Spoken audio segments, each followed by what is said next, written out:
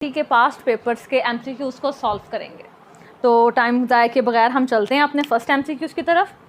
तो मेरे पास फर्स्ट एमसीक्यूज़ है, if the driver in the bus you are travelling in suddenly accelerates. If the driver, पहले statement लिख लेते हैं। If the driver in the bus you are traveling in suddenly accelerates। सबसे पहले हम इसकी स्टेटमेंट का मतलब समझते हैं। वो कहते हैं कि अगर एक बस जिसके अंदर आप ट्रैवल कर रहे हैं उसका ड्राइवर अचानक से एक्सेलरेट करता है बस को, तो हमारे पास इसके ऑप्शंस हैं कि हमारे पास क्या फ़र्क पड़ेगा। ऑप्शंस हैं, you are pushed forward, you are pushed backward, you remain same at your position, और एक है नॉट प्रॉपर इंफॉर्मेशन। तो वो कहते हैं कि अगर एक बस है जिसके अंदर आप ट्रैवल कर रहे हो और उस बस का ड्राइवर सडनली एक्सेलरेट करता है, तो हमने एफएससी पार्ट 1 में पढ़ा था, ये मैकेनिक्स एमसीक्यूज़ है, कि हमारी जो कोई भी बॉडी है जिसका मैस है उसकी एक प्रॉपर्टी होती है इनर्शिया। तो ये लेट्स सपोज मेरे पास बस है, इसका जो ड्राइवर है वो अचानक से क्या करता है, एक्सेलेटर पे पाँव रखता है, तो ये बस क्या करती है, एक्सेलरेट करती है। कि जब बस एक्सेलरेट करेगी तो इसके अंदर लेट्स सपोज मैं बैठी हूँ, आप बैठे हैं, कोई भी बैठा है, तो इसको भी एक्सेलरेट करना चाहिए। लेकिन क्या होगा कि ये जो अंदर मैन बैठा है इसका कोई मैस होगा, उस मैस की वजह से इसका इनर्शिया होगा, और इनर्शिया क्या है, tending to maintain its original motion. इस इनर्शिया की वजह से ये आदमी अपनी ओरिजिनल मोशन को मेंटेन करना चाहेगा, एक्सेलरेट नहीं होना चाहेगा, जिसकी वजह से ये क्या करेगा, बैकवर्ड पुश करेगा ताकि ये एक्सेलरेट ना हो। तो ड्यू टू इनर्शिया ये क्या करेगा, बैकवर्ड पुश करेगा। तो इसका फिर मेरे पास राइट ऑप्शन क्या होगा कि यू आर पुश्ड बैकवर्ड। इसका आप बहुत आसानी से मुजाहिरा कर सकते हैं। आप कभी मोटरसाइकिल पे बैठें और जैसे ही मोटरसाइकिल पे जो आगे ड्राइव कर रहा है वो रेस देगा तो आप क्या करते हैं, आप पीछे की तरफ जाते हैं, मोटरसाइकिल पे बैठे हुए पीछे की तरफ जाते हैं। ऐसा क्यों होता है कि जैसे ही ड्राइवर जो आगे बैठा है, जो भी बाइक चला रहा है, वो रेस पे पाँव रखता है, रेस देता है, तो जो आपका इनर्शिया है वो आपको रेजिस्ट करते हैं एक्सेलरेट करने से, तो आपकी बॉडी उसको रेजिस्ट करते हुए पीछे की तरफ जाती है। इसी तरह अगर यहाँ पे इसको चेंज करके वो दे दे कि if driver in the bus you are travelling in suddenly decelerates या सडनली अप्लाइज ब्रेक, जैसे वो ब्रेक अप्लाई करता है तो आपकी बॉडी फॉरवर्ड डायरेक्शन में पुश होती है।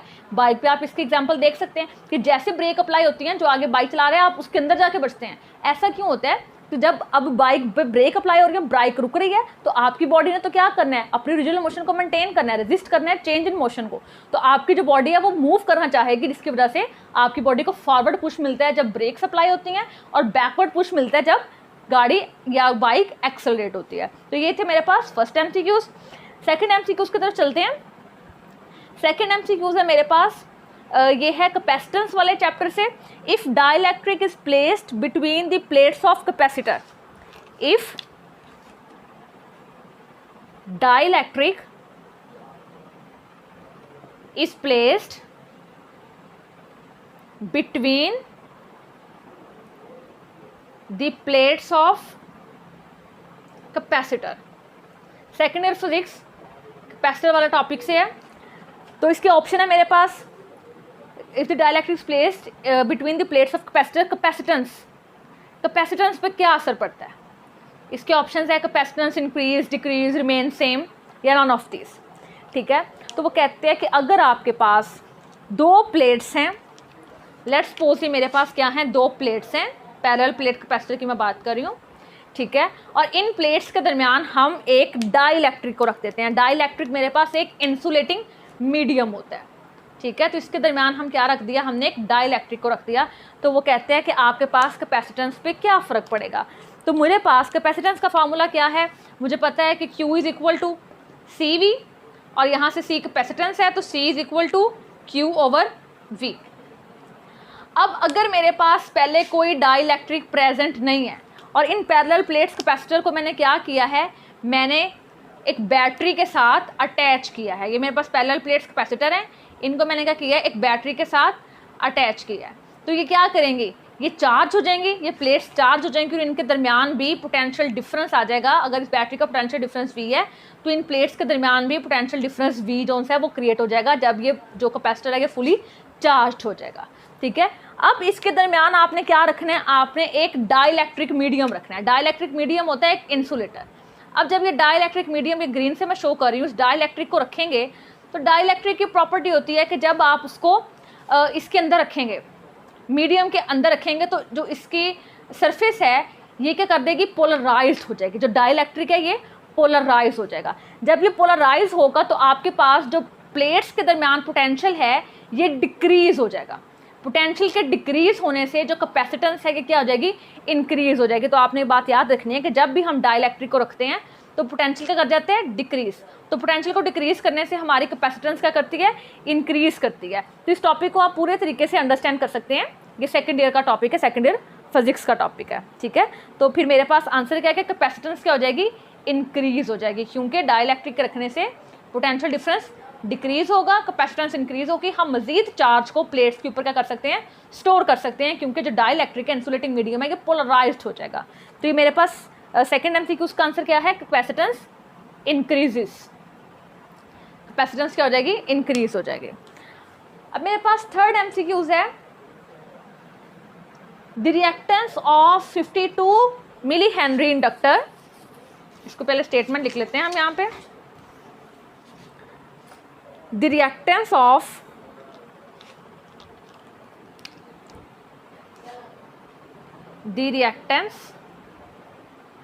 of 52 millihenry inductor and 76 microfarad capacitor and 76 microfarad capacitor are equal at dash frequency। वो कहते हैं आपके पास एक कैपेसिटर है जिसकी कैपेसिटेंस 76 माइक्रोफैरड है और एक इंडक्टर है जिसकी इंडक्टेंस 52 मिली हेनरी है। हेनरी यूनिट है, फैरड कैपेसिटेंस का यूनिट है, हेनरी इंडक्टेंस का यूनिट है। मिली प्रीफिक्स है, 10⁻³ माइक्रो भी प्रीफिक्स है। वो कहते हैं इन दोनों की रिएक्टेंस किस फ्रीक्वेंसी पे इक्वल होगी। तो मेरे पास कंडीशन क्या है कि इन दोनों की रिएक्टेंस क्या है, इक्वल है। ठीक है, तो यहाँ पे हम रिएक्टेंस को किससे शो करते हैं, इंडक्टेंस की रिएक्टेंस को हम XL से शो करते हैं और कैपेसिटेंस की रिएक्टेंस को हम XC से। असल में रिएक्टेंस भी रेजिस्टेंस होती है। जो कैपेसिटर की रेजिस्टेंस है उसको हम रिएक्टेंस ऑफ कैपेसिटर कह देते हैं, जो इंडक्टर की रेजिस्टेंस है उसको हम रिएक्टेंस ऑफ इंडक्टेंस कह देते हैं। तो ये दोनों इक्वल हैं और हमने बताना है कि ये किस फ्रीक्वेंसी पे इक्वल हैं। तो हम इसको ज़रा सॉल्व करते हैं। XL is equal to XC at which frequency, हमने फ्रीक्वेंसी फाइंड करनी है। हमारे पास इसके डिफरेंट ऑप्शंस हैं, तो हम इसको सॉल्व करते हैं। XL इक्वल होता है ओमेगा L के और XC की वैल्यू इक्वल होती है 1/ओमेगा C के। और ओमेगा किसके इक्वल होता है, ओमेगा इक्वल होता है 2πf के। तो यहाँ से मेरे पास 2πfL is equal to 1/2πfC। Frequency find करनी है, फ्रीक्वेंसी को यहाँ हम ले जाएंगे तो आपके पास f² इज इक्वल टू 1/, इसको मल्टीप्लाई करेंगे तो 4π² LC आ जाएगा। और वो फ्रीक्वेंसी जिस पे reactance of capacitor and inductance equal हो उसको हम कहते हैं रेजोनेंस फ्रीक्वेंसी। और इसलिए इसके साथ मैं छोटा सा क्या लगा रही हूँ, R लगा रही हूँ। अब स्केयर है, स्केयर रूट लेंगे तो मेरे पास फ्रीक्वेंसी की वैल्यू आ जाएगी। तो FR is equal to square root लें 2, 4 का स्केयर रूट 2, ये पाई आ जाएगा, स्केयर रूट ऑफ LC। इसके अंदर वैल्यूज पुट करते हैं तो मेरे पास क्या बनेगा, FR इज इक्वल टू 1/2, पाई की वैल्यू क्या है 3.14 और स्केयर रूट में मेरे पास क्या आएगी L और C की वैल्यू। L की वैल्यू क्या है 52 × 10⁻³ और C की वैल्यू क्या है 76 × 10⁻⁶। जब ये सारी वैल्यूज़ आप यहाँ पे पुट करके कैलकुलेटर से कैलकुलेशन करेंगे तो हमारे पास आंसर आएगा 80 हर्ट्ज़। तो यहाँ पे फिर मेरे पास इसका राइट ऑप्शन क्या है कि 80 हर्ट्ज़ वो फ्रीक्वेंसी है जहाँ पे इतने इंडक्टर और इतने कैपेसिटेंस का कैपेसिटर की रिएक्टेंस क्या हो जाती है, इक्वल हो जाती है। ये मेरे पास थर्ड MCQ था PPSC के पास्ट पेपर से। ये जो MCQs हैं कि हमने PPSC के पास्ट पेपर से मोस्टली इसके अंदर 2022 या 2020 के जो पेपर्स में PPSC के MCQs आए हैं वो लिए हैं। ठीक है, तो मेरे पास 3 MCQs हो गए हैं। नेक्स्ट MCQs है मेरे पास which is not the unit for mass, which is fourth MCQs है which is not the unit of mass. कौन सा मैस का यूनिट नहीं है, आपने स्टेटमेंट को अंडरस्टैंड करना है, कौन सा मैस का यूनिट नहीं है। ऑप्शन है मेरे पास, पहला है पाउंड, पाउंड को हम LB से रिप्रेजेंट करते हैं। सेकंड है मेरे पास किलोग्राम, मोस्टली हम किलोग्राम से वाकिफ़ होते हैं, लेकिन पाउंड भी मेरे पास एक मैस का यूनिट है। अक्सर हम केक लेने जाएं तो हम कहते हैं इतने पाउंड का केक दे दें, तो असल में हम उसका मैस ही बता रहे होते हैं। और थर्ड मेरे पास है you means atomic mass unit. इसको आपने केमिस्ट्री में पढ़ा होगा, हम गैसेस का जब मैस लेते हैं तो हम उसके लिए यूज़ करते हैं, तो असल में ये भी मैस का यूनिट है एटॉमिक लेवल पे, यू। और फोर्थ ऑप्शन है मेरे पास डाइन। तो मेरे पास पाउंड भी मैस का यूनिट है, किलोग्राम भी मैस का यूनिट है, एटॉमिक मैस यूनिट यू भी मैस का यूनिट है, डाइन ऐसा ऑप्शन है जो कि मैस का यूनिट नहीं है। तो डाइन मेरे पास फोर्स का यूनिट होता है। तो राइट ऑप्शन मेरे पास क्या होगा फिर, डी ऑप्शन, डाइन, ये मेरा राइट ऑप्शन होगा। ओके, नेक्स्ट हम चलते हैं फिफ्थ MCQs की तरफ। फिफ्थ MCQs है मेरे पास, a lens of focal length 20 centimetre, a lens of focal length 20 centimetre has power. एक ऐसा लेंस जिसकी 20 सेंटीमीटर फोकल लेंथ है, उसकी पावर क्या है। तो किसी भी लेंस की पावर फाइंड करने का फार्मूला होता है P = 1/f, reciprocal of focal length of lens is called power. तो यहाँ पे मेरे पास 20 सेंटीमीटर है, इसका जो लेंथ का हमारे पास ऐसे यूनिट है वो मीटर है, तो इसको हम मीटर में चेंज कर लेते हैं। तो आपके पास क्या आ जाएगा, 1/20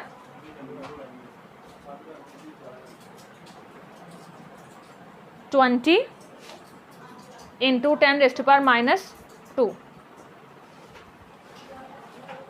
जब इसको हम सॉल्व करेंगे तो मेरे पास जो इसका राइट आंसर आएगा वो आएगा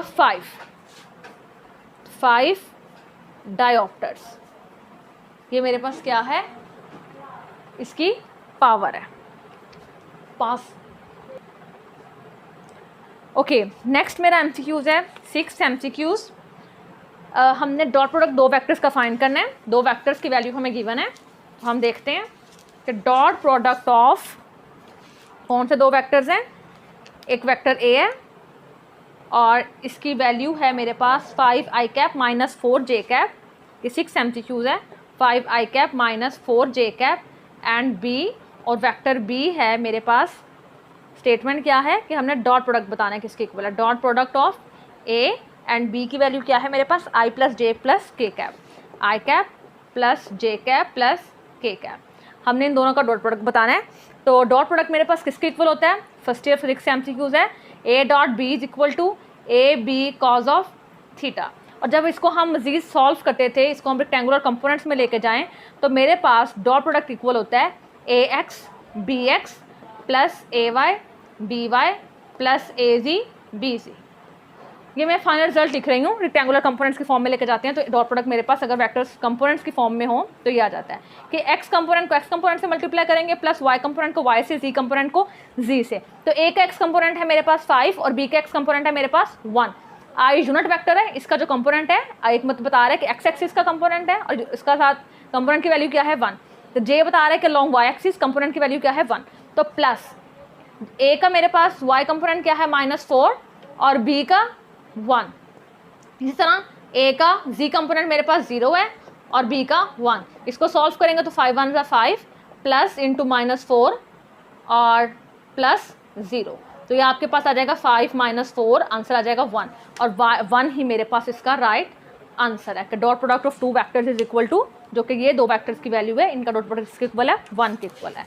ओके, नेक्स्ट MCQs है मेरे पास, ये यूनिट्स हैं और मैकेनिक्स में यूनिट्स का MCQs, डायमेंशंस का MCQs, ये अगर आप पास्ट पेपर्स देखें तो लाजमी कोई ना कोई इस तरह का MCQs हमारे पास आया हुआ है। तो हम इसको देख लेते हैं। Unit of volt ampere is unit of, MCQs है मेरे पास, volt ampere is unit of.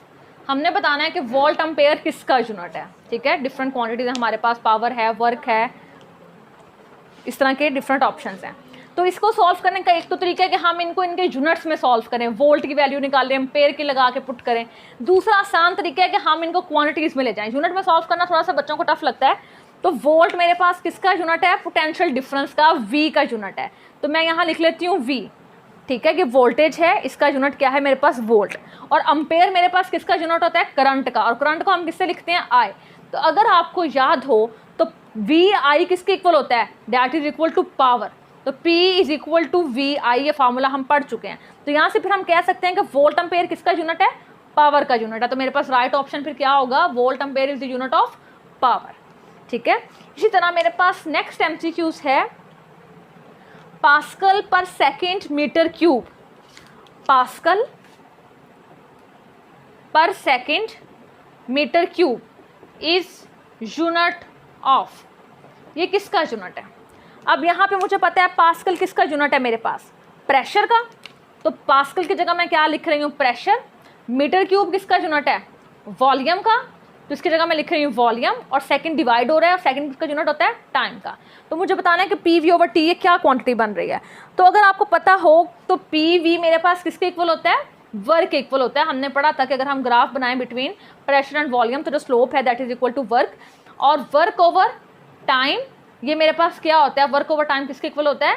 ये मेरे पास पावर के इक्वल होता है। ये हम पढ़ चुके हैं। Power is equal to work over time, या एनर्जी ओवर टाइम, या rate of doing work is called power. तो फिर मेरे पास pascal per second per metre cube भी किसका यूनिट है? पावर का यूनिट है। अगर आप इस चीज़ में नहीं पढ़ना चाहते या आपको नहीं पता लग रहा PV किसके इक्वल है, तो आप इसको इसके यूनिट से भी सॉल्व कर सकते हैं। यूनिट से कैसे सॉल्व कर सकते हैं कि हम देखेंगे कि पास्कल मेरे पास किसके इक्वल होता है? पास्कल इक्वल होता है न्यूटन पर मीटर स्क्वायर के, ठीक है। और इसको देखें, अगर न्यूटन पर मीटर स्क्वायर, पास्कल की जगह मैंने ये लिख दिया, पर सेकंड या डिवाइडेड बाय सेकंड लिख देती हूँ, और साथ मेरे पास क्या आ गया? मीटर क्यूब आ गया। जब आप इसको देखेंगे मीटर स्क्वायर और मीटर क्यूब, ये क्या बन जाएगा? न्यूटन मीटर पर सेकंड। और न्यूटन मीटर किसका यूनिट है? न्यूटन मीटर मेरे पास एनर्जी का या वर्क का यूनिट है। और टाइम किसका यूनिट है? सेकंड का यूनिट है। तो मेरे पास फिर भी ये क्या बनेगा? पावर ही बनेगा। तो ये किसका यूनिट है? पावर का यूनिट है। आप इस तरह से इसको देख सकते हैं। या आप देख सकते हैं न्यूटन मीटर जॉल के इक्वल होता है, और जॉल पर सेकंड क्या होता है? वॉट होता है। तो वॉट किसका यूनिट है? पावर का यूनिट है। तो आप इसको दोनों तरीकों से देख सकते हैं। इसी तरह मेरे पास एक और MCQs है, units in base units pascal is equal to. हमने पास्कल बताना है, बेस यूनिट्स में पास्कल किसके इक्वल होता है। तो हम यहाँ पे देखते हैं इन बेस यूनिट्स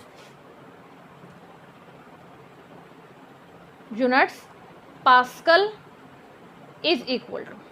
अब बेस यूनिट्स कौन से होते हैं? हमने FSC पार्ट 1 में पढ़ा है कि आपके पास बेस क्वांटिटीज़ होती हैं, और उन बेस क्वांटिटीज 7 होती हैं, उनके यूनिट्स को हम क्या बोलते हैं? बेस यूनिट्स बोलते हैं। तो पास्कल को हमने बेस यूनिट्स में लिखना है। तो पास्कल किसके इक्वल होता है? मेरे पास न्यूटन पर मीटर स्क्वायर के इक्वल होता है, लेकिन ये बेस यूनिट्स में नहीं है। अब न्यूटन किसका यूनिट है? मेरे पास फोर्स का यूनिट है, और फोर्स का मेरे पास फॉर्मूला क्या है? MA है। इसको अगर मैं बेस यूनिट्स में लिखूँ न्यूटन को, तो बनता है किलोग्राम मीटर पर सेकेंड स्क्वायर। तो न्यूटन की जगह मैं क्या लिखती हूँ? किलोग्राम मीटर पर सेकंड स्क्वायर, बेस यूनिट में न्यूटन की वैल्यू, और साथ क्या आ जाएगा? Metre square. -2 + 1, तो ये सॉल्व करके हम क्या आ जाएगा? किलोग्राम पर मीटर पर सेकंड स्क्वायर। तो ये मेरे पास पास्कल की वैल्यू आ गई है in base units. Okay, next MCQs है मेरे पास square root of G lambda has units of.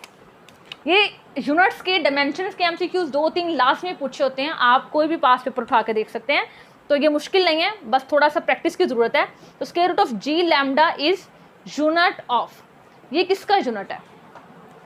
Simple, अगर मेरे पास एक्सेलरेशन मल्टीप्लाई हो रही हो किसके साथ?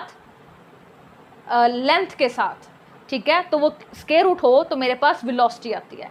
लेकिन अगर आप इसको नहीं याद रख सकते तो हम इसको सॉल्व कर सकते हैं। किलोग्राम G एक्सेलरेशन है, इसका यूनिट क्या होता है? मीटर पर सेकंड स्क्वायर। वेवलेंथ, लेंथ है, वेव की लेंथ है, इसका यूनिट क्या होता है? मीटर, और इसका स्क्वायर रूट है। तो इसको सॉल्व करें तो क्या बन जाएगा? मीटर स्क्वायर पर सेकंड स्क्वायर, स्क्वायर रूट खत्म करेंगे तो मीटर पर सेकंड, और मीटर पर सेकंड किसका यूनिट है? वेलोसिटी का। तो फिर ये मेरे पास किसका यूनिट बनेगा? That is the unit of velocity, ठीक है। तो होप सो आपको ये MCQ समझ आए हैं। हम नेक्स्ट MCQs नेक्स्ट वीडियो में करेंगे।